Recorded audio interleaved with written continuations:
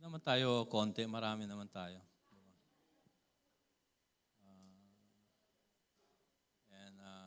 It's a wonderful day.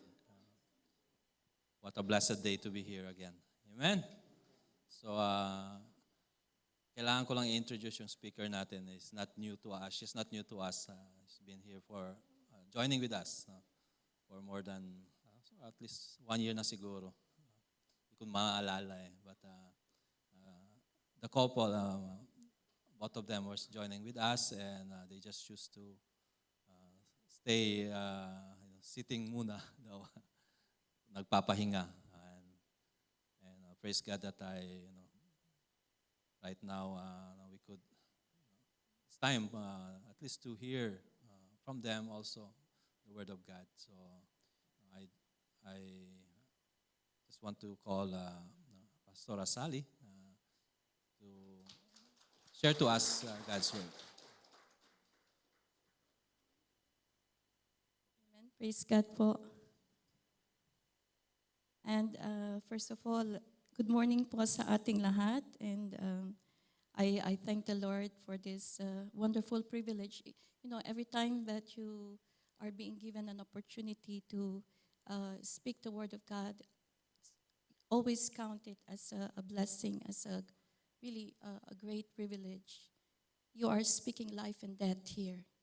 And so it's a heavy responsibility every time we come and preach the word. And so I'm really grateful to God for this opportunity that I'm being given by Pastor Jong and of course yung leadership of the church. And thank you again for welcoming me. Simula nung nag-join ako, around September, I think, last year. So praise God for that. So before we come to the word, can we just bow and say a word of prayer to our Father in heaven. Amen. Father, we thank you, Lord, for this wonderful time that we had being gathered as your family. And we are being reminded, Lord, that every time we come to your word, Lord, it is only the Holy Spirit that we can depend to guide us in all your truth. And so, Father, I pray that, Lord, fill me with your Spirit so that I would say only the things which are true and that gives life to all of us, Lord, who are here. This is not my word, Lord, but this is your word. And you said in your word that, Lord, let your word be profitable for us, Lord God, for all doctrine, for correction, for reproof, for instruction in righteousness, that we may be complete and thoroughly equipped for every good work. And I thank you, Father God, for filling us now with your spirit of understanding and wisdom, so that your word will be engrafted in our spirit, Lord God, and that it will result, Lord, in our transformation. Father, we thank you, Lord, and we praise your name. Do your work now, O God. In Jesus' name we pray. Amen. Amen. So nandito pa rin po tayo sa series on the subject of transformation. We are looking at the whole chapter in Romans 12. Pastor Jong already expounded for us the passages beginning from verse 1 up to verse 8. And last Sunday, it was also Brother Gilbert's turn, and he took on verses 9 to 13. So I hope that you are all familiar now with that chapter. Amen. And you have already taken the time to read it again and again, because we are still on that series. And today, by God's grace, I will be touching on the remaining verses, and that is in verses 14 till 21. And ni-read sa atin, binasa na sa atin kanina, but we will be again reading that later on. But then, before I do that, before we explore that passage in verses 14 to 21, allow me first to just go back a little bit again doon sa mga nauna na pinag-aralan natin. And I'm talking about particularly on verses 1 to 2. You know, that first two verses, if the immediate team can highlight that verse again, because this is really very, very important in the development and in the understanding of what we are about to study in verses 14 to 21. So again, let's read verses 1 to 2. Ano sabi dyan? I beseech you, therefore, brethren, by the mercies of God, that you present your bodies a living sacrifice, holy, acceptable to God, which is your reasonable service. And be not conformed to this world, but be transformed by the renewing of your mind, that you may prove what is that good and acceptable and perfect will of God. So yun po yung ating binabasa na passage. And one thing that we can appreciate from the writings of the Apostle Paul is that he was very systematic and very orderly in the way that he present his writings. And usually, he begins with a teaching on doctrine, and then ends again that teaching on how we should live our life in the light of that doctrine. So makita natin na may pattern ng theory followed by application, and that is his way, his style of writing. You know, and when we look at the book of Romans, it's still the same thing. And so, if you are familiar with Romans, the book of Romans, you can see that the sections or the chapters in Romans 1 to 11, we have the doctrinal section. We have the instruction, we have the focus on the doctrine of salvation by grace through faith alone in the Lord Jesus Christ. And then after that, in Romans chapter 12, all the way to chapter 16, we have now the application on that. We have now the practice on that. You know, the putting on the doctrines into practice. And so makita natin na itong si Paul, he usually moves from doctrine to practice, from theology to ethics, from foundation to application. And that is what's exactly is happening at this transition.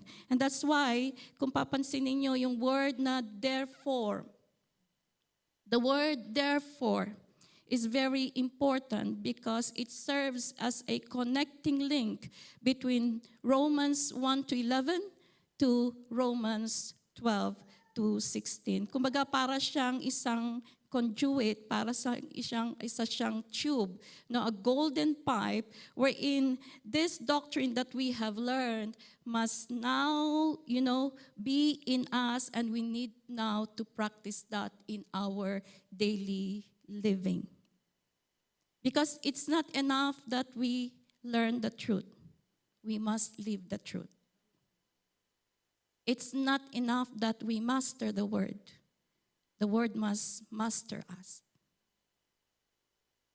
And as we are in the word must be in us para ma-transform tayo into the very image of the Lord Jesus Christ.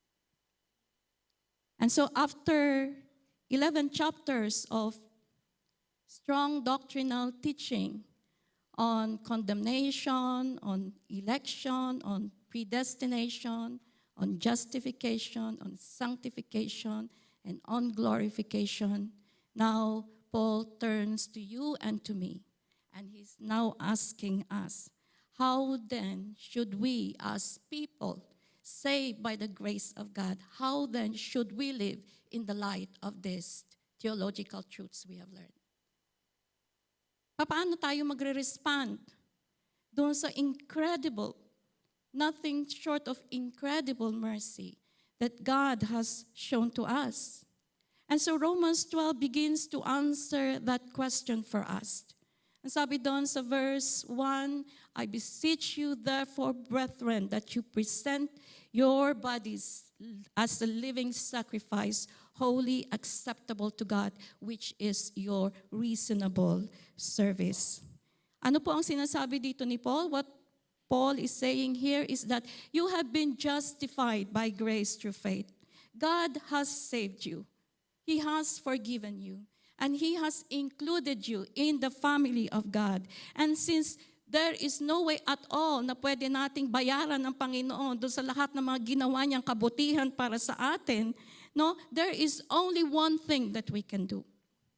There is only one thing that you can do. One rational, logical response. And what is that? What is that? Worship. Worship. Now, if you ask someone, how do you worship God? Normally, most people will answer something like going to the church, singing songs of praise to the Lord, giving your tithes to the Lord, taking part in the communion, by praying, by giving your tithes. And Paul would say, yes, those things are good. There are expressions of worship, katulad ng ginagawa natin. But listen, Paul is saying,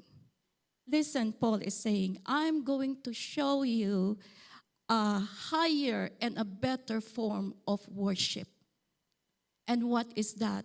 That is to present your bodies as a living sacrifice. Present your bodies. Kaya kung ano ba ibig sabihin ng bodies dito, it's the entirety of our being. It's every inch and every ounce of who you are and what you are. And God is saying that you present that entirety of your being to me. Not as a dead animal, just like what the Old Testament were doing by the Israelites. No. God is not interested in animal sacrifices today. But what He is interested now is bodies of believers who are completely and totally surrendered to the will of God. Lives that are fully and completely devoted to the Lord. And Paul says, this is your reasonable worship. That's the only thing that makes sense. You know, when somebody has the right to kill you, but instead spares your life and bless you beyond measure, how you could possibly live for yourself? Paano pa tayong mamumuhay ng sarili lang natin? God has been so merciful to us. Sabi sa Lamentations 3:22-23, through His mercies we are not consumed because your compassion fail not. They are new every morning. Great is your faithfulness. Because of our sin, because of our rebellion, we all deserve to be destroyed. But the Lord spared us. And He has made us to be a kingdom of priests. He has made us to be glorious sons and daughters and heirs and joint heirs with the Lord Jesus Christ. So how could you not live for the glory of God? How could you live still in this world and not give that life to God? This is what Paul is trying to tell us. This is what he is driving at. And so based on what God has done, it's only logical, it's only sensible that we should live totally for Him. Hindi ito unreasonable burden na inimpose sa atin ng ating Panginoon. This is our reasonable service to Him. To offer ourselves to God as a pleasing sacrifice, holy, acceptable to Him. A living, a breathing sacrifice. And so we say to the Lord, Lord, here I am. Everything that I have, spirit, soul, body, I present to you. I am your servant. You are my Lord. And use me so that your purposes will be fulfilled in me and so that I can give glory to your holy name. That is the highest expression of worship that we can give to God. Hallelujah. And so let me tell you, worship is not something that we do only during Sunday services. Worship is not just when we are here in the sanctuary, but in every place we are. Worship is not just for this time, but for all times of our lives. Worship is not just for one activity of coming to this church, but all of our activities, each relationship, each task, each opportunities, each problem, each success, each failure, everything we give to the Lord. Worship should affect every area of your life, because what true worship is, it is the presentation, the offering of your body to the Lord. Completely yielding yourself to Him every day and every hour of your life as we serve Him. And so sabihin natin sa Panginoon, Lord, let every act of my living body show that it is really you who is my priority, that you are really the most important to me. Let every act of my body demonstrate that you are the one who is with me and you are the master and Lord of my life, that you are my all in all. And so, how can we as sinful human being do this? Paano natin ito ma-accomplish?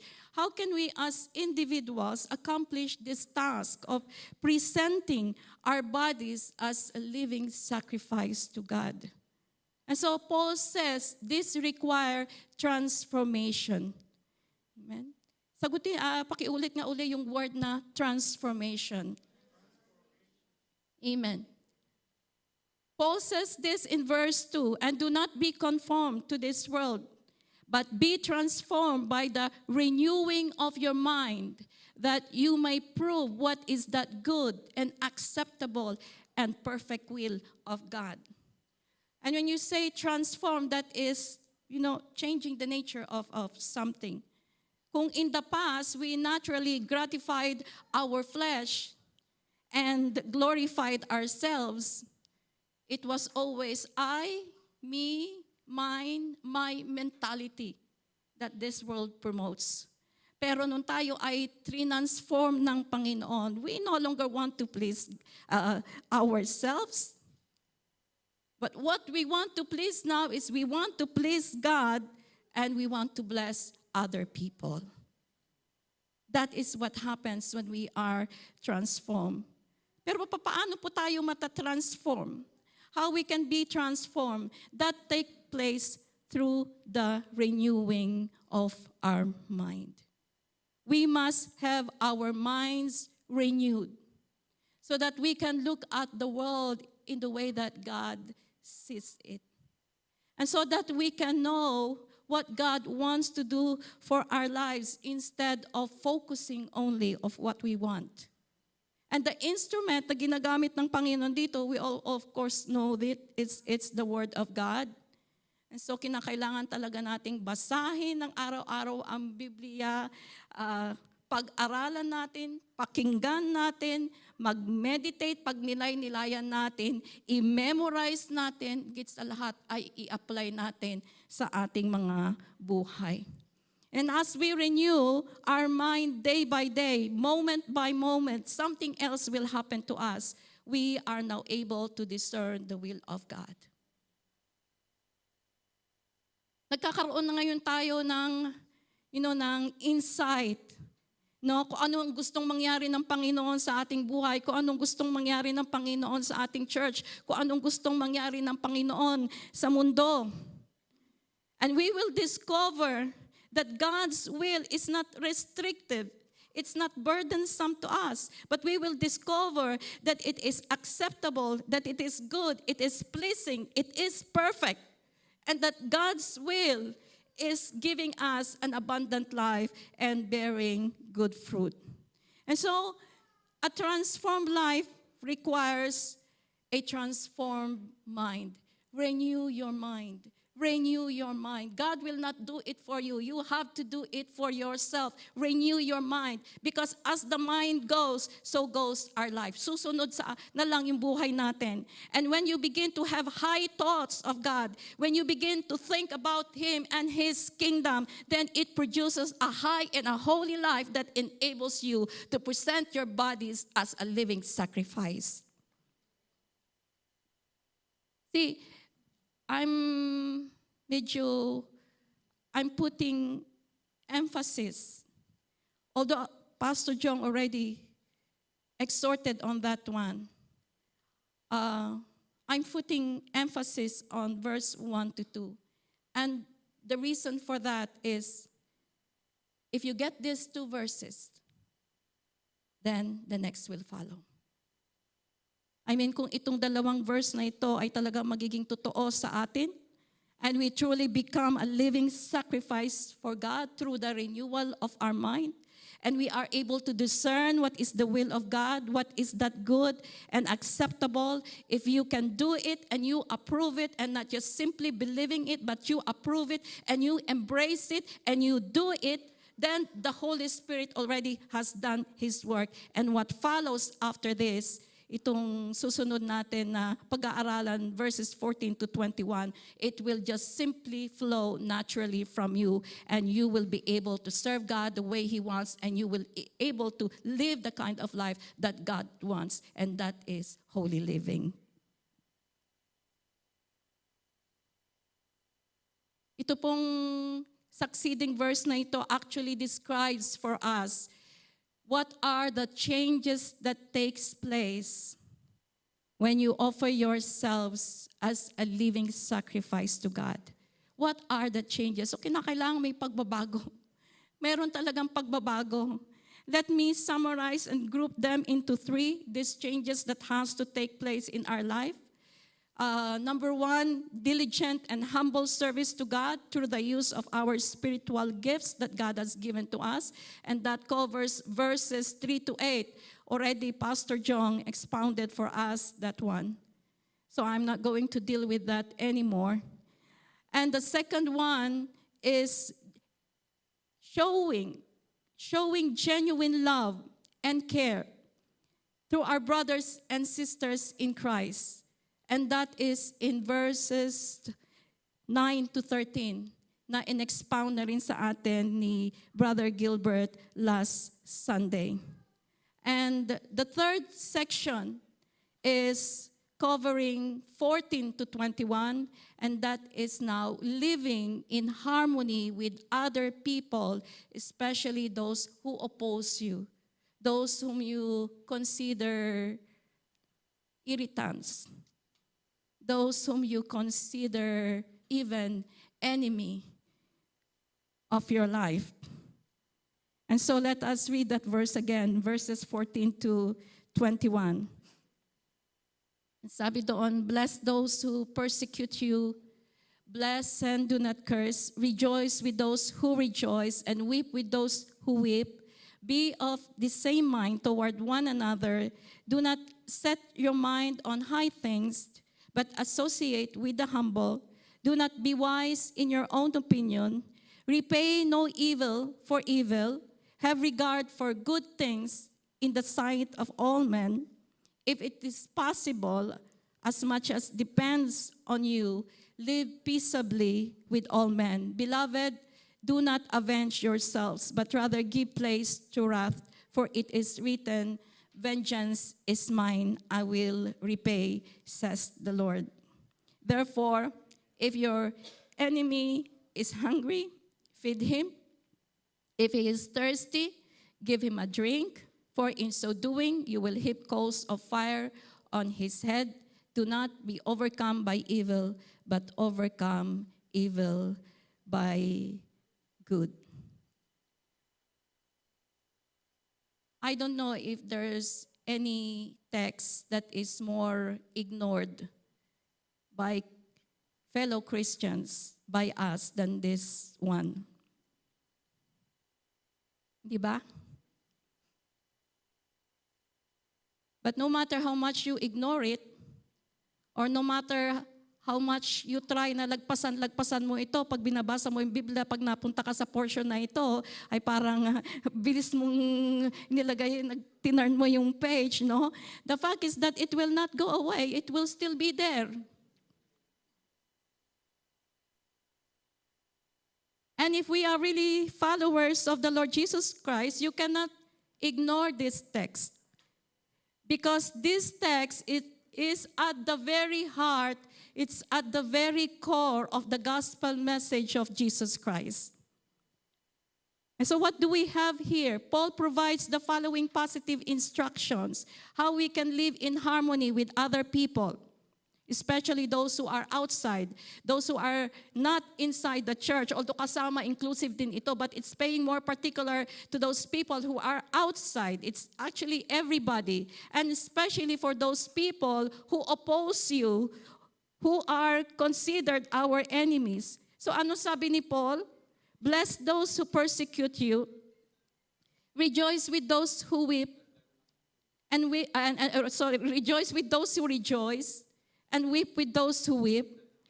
Live in harmony, associate with the lowly, do what is honorable in the sight of all, live peaceably with all, and overcome evil with good. And then he contrasted these positive commands against negative ones. Sabi niya, do not curse those who persecute you. Do not set your mind on high things. Do not be wise in your own sight. Do not repay evil for evil, and do not seek vengeance for yourself.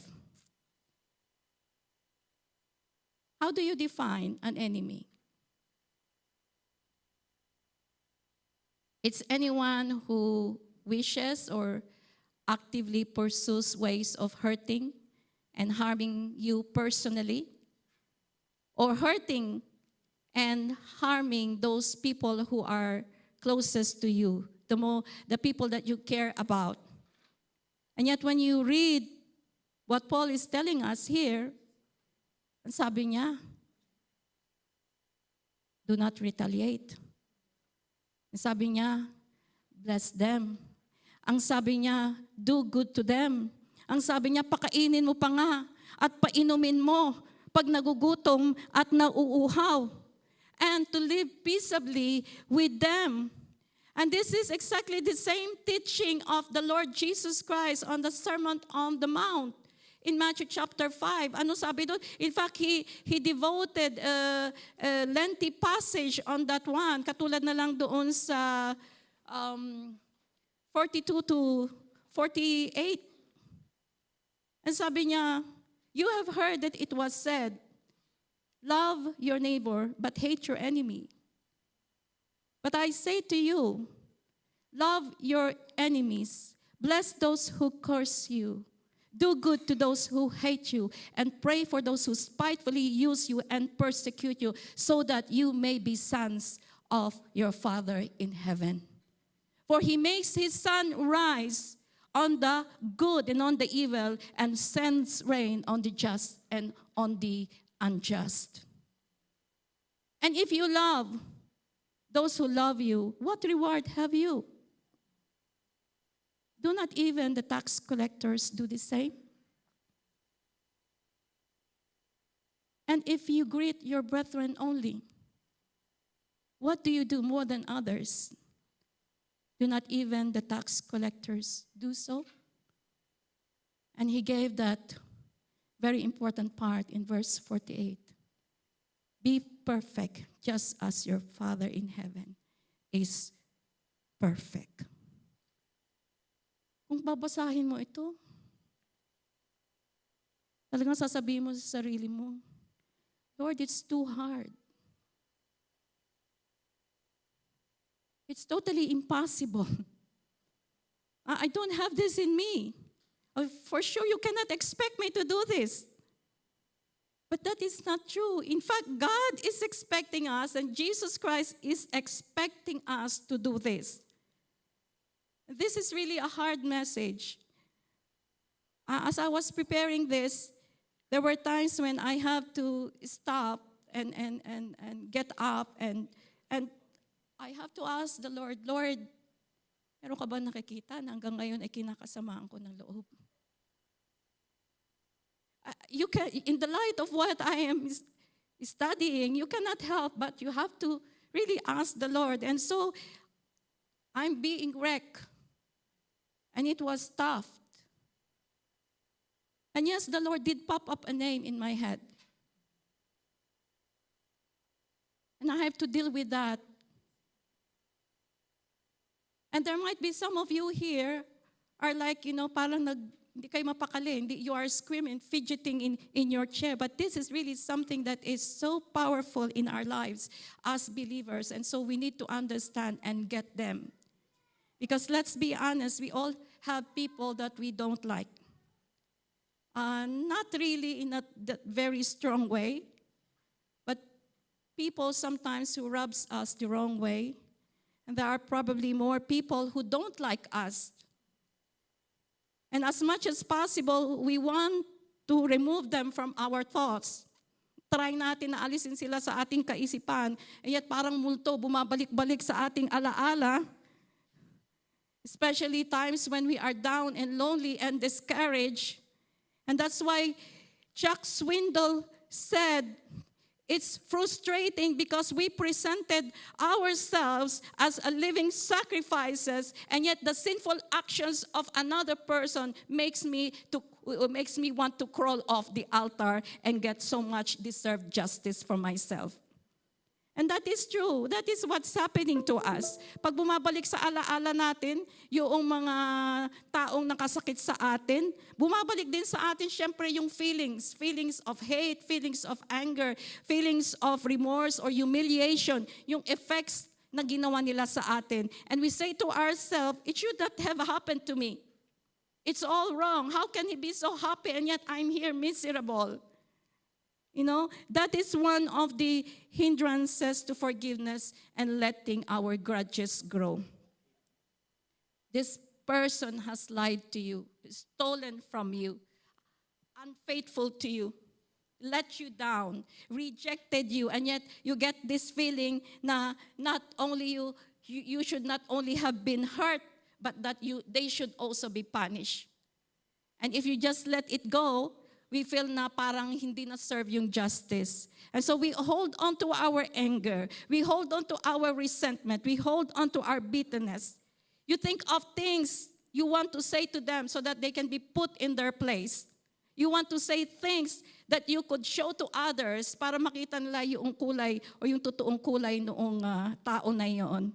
Hindi nakakatulong sa atin yung mga teleseries na napapanood natin.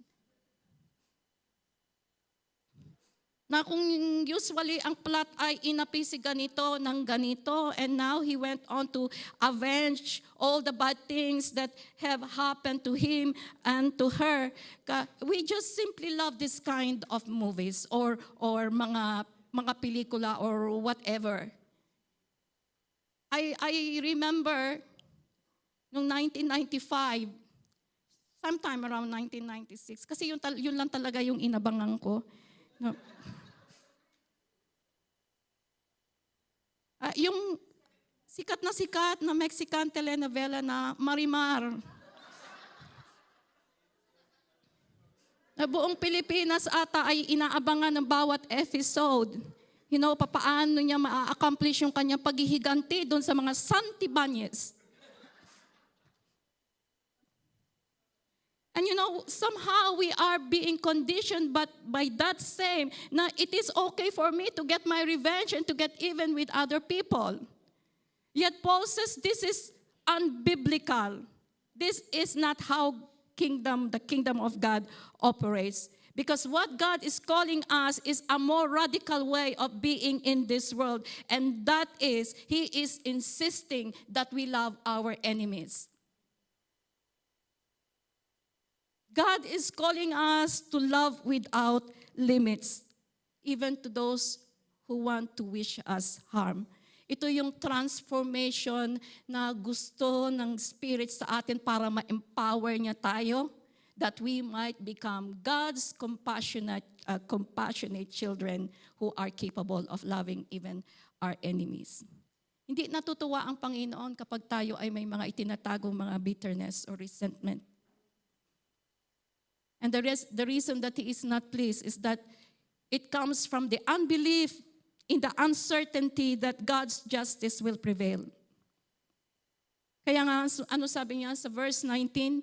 Beloved, never avenge yourselves, but leave it to the wrath of God, for it is written, vengeance is mine, I will repay, says the Lord. This word in verse 19 is given to you and to me today by God to lift that burden from us. Never avenge yourselves, but leave it to the wrath of God. What does this mean for you? Laying down the burden of anger, laying down the burden of hurt for all the wrong things done against you. It does not mean there is no justice. It does not mean that you will not be vindicated. It does not mean that these people will simply just go away. But what does it mean is when you lay down this burden of vengeance, God will be the one to pick it up for you. Because He has made a promise for each and every one of us that I will repay all wrongs in perfect measure. Mananaig ang katarungan ng Panginoon. No wrong has escaped His notice. Nakikita niya yung mga evil na nangyayari sa atin, and He hates it far more than we do. And so He alone is claiming the right to take the vengeance and not us. Do you believe this promise? Amen? Do you trust that God will settle the score for you? Kung naniniwala tayo dito, then that will stop us thinking about getting revenge. Because you will leave it to God and you will be free to return good for evil and bless those who persecute you. The way for us to overcome bitterness and anger and all that resentment is to believe that, Lord, vengeance belongs to you. And you will be the one who will repay. But if you keep on holding to your grudges, that means that you are doubting the Lord as a righteous judge. We cannot love our enemies, brothers and sisters. Sally cannot love her enemies. This flesh cannot love our enemies.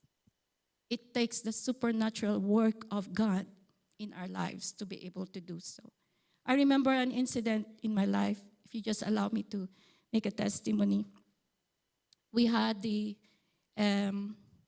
planned a community concert, evangelistic community concert, way back in 2003. That was 1 year after I have assumed the leadership in the missions board. And that is our project. And I was very young then. But of course, that is not an excuse. But I made a terrible mistake. I was so very zealous in planning that project that I disregarded the other ministries that should be involved. And so it created a big mess. The project was almost withheld. It was almost shelved. During the first meeting, nobody was giving way. Nobody was humbling down. And so that meeting accomplished nothing. And then, after some time, maybe, I don't know, a few weeks, I cannot remember anymore, we will have another second meeting. And this time, I went to the Lord, and I asked Him, Lord, if I have made a mistake. This time, I really sit down with Him and turn to His Word and ask Him, Lord, because at the time, I'm angry. My anger was not going down. My pride was not going down. My ego was not going down. And my intention during the second meeting is still fight for my right and ipaglaban ko yung aking explanation. That was my feeling. I'm ready for another combat for the second meeting. But then I went down to the Lord. I sat down with Him. I cried. And then all of a sudden, I sensed a sudden shift in me. May nabago. Thoughts of anger went away. Thoughts of bitterness went away. All this went away. And what was replaced is that overwhelming sense of love and care and shame to myself. And so during the second meeting, they did not expect what happened. They thought that I was still going to fight for my right. And what happened? I asked for forgiveness. Before anybody can speak of anything, I readily asked for forgiveness and admitted my blunder. And that caught them by surprise. In other words, we reconciled. And one of the person involved told me, you know, if you have just one spoken a word of defense, we have already planned that we are going to walk out. But that did not happen because God worked in my life and I asked for forgiveness. And that is how the Lord moves in our lives. Amen. That is how God, if you surrender everything, you admit that you made a mistake. And be humble enough. You know, and to be honest, I'm still a work in progress by God's grace in this area.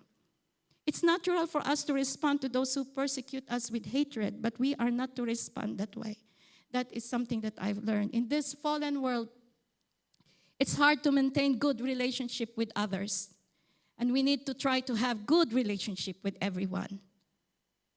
Be someone who is gracious, forgiving, patient, who overlooks sight, overcomes evil with good, blesses even those who tries to harm you, who seeks reconciliation, who takes the initiative to make peace so that we may be truly called the sons of our Father in heaven.